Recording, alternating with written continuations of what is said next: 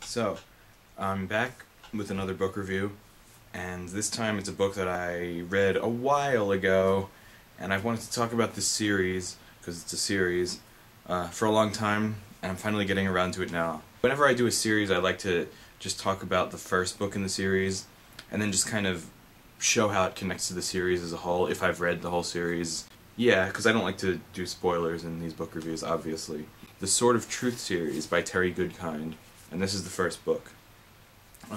Certainly, the Sword of Truth series is the longest epic fantasy book series I've ever picked up.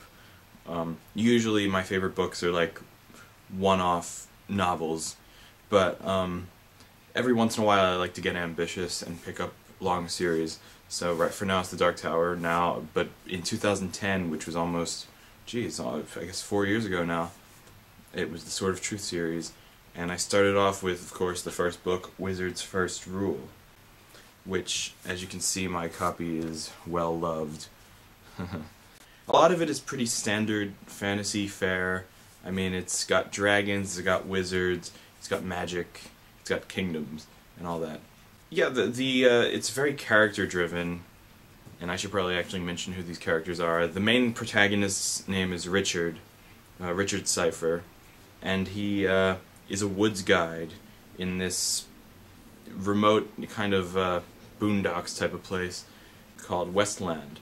And in the cover flap of the book there's actually a map, as there is in most, fantasy series like Lord of the Rings and everything. But you can see that the world is divided up into 3 parts. Westland, where Richard lives, the Midlands, and Dahara.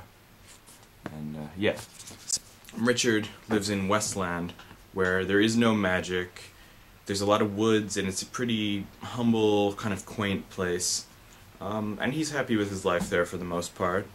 And but one day, of course, the thing that spins most men's lives out of control is he meets a woman, and this woman's name is Kaylin, and she is on the run from some savage, dark warrior men, and he saves her because despite his humble upbringing he is a pretty resourceful fellow. Anyway, after he meets her he finds out that she's from the Midlands, where a land of magic. So Kaylin seeks the help of Richard because she sees something in him.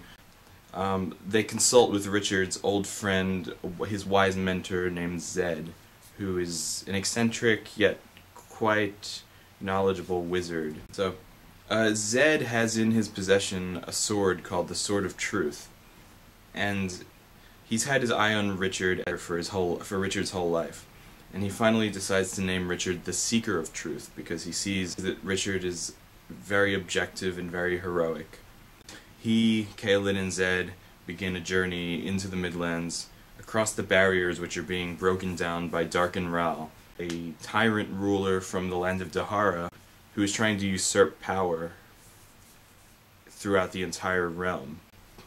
The tools which Darken Ral plans to use to take over the world are called the Boxes of Orden, which kind of are reminiscent of like a Pandora's box type of concept. They hold dark magic. At that point it's pretty much your typical save the world from those who would seek to destroy it. But the plot thickens, and along the way, of course, our party members meet other party members, if you want to go RPG speak. And of course, Richard and Kaylin start developing an intimate relationship, which consists throughout the series. There are some cliches in this novel, like there's sort of a Gollum type character who's obsessed with the Sword of Truth and wants to get it back, but it's turned him into a monster because he didn't know how to wield the power objectively enough, and he didn't have enough truth in his heart. There's a secret society of women called the Mordsith who dedicate their lives to protecting those that they are indebted to. It definitely, as the series progresses, you can tell that it's character-driven. There are a lot of things going on all at once, different side plots, and the characters separate from each other a lot of the time. Throughout the series, Terry Goodkind, he's a great author, and his writing really keeps you turning the pages, despite the fact that even the first book is what, like 800 pages long. There is a little bit, especially in further books, but in this one as well, there's a little bit of preachiness, because Terry Goodkind is a devout objectivist, which, if you don't know what that is, look up Ayn Rand and her books, like The Fountainhead, which inspired the 6th book of the Sword of Truth series pretty much directly.